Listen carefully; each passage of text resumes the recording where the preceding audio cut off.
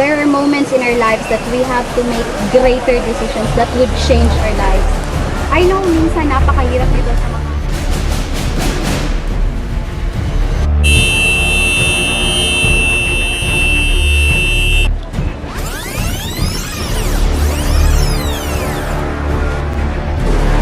Diyos naming Ama, maraming salamat po sa hapunang aming hinihanda ngayong gabi, sa iyong tulong at sa mga araw-araw.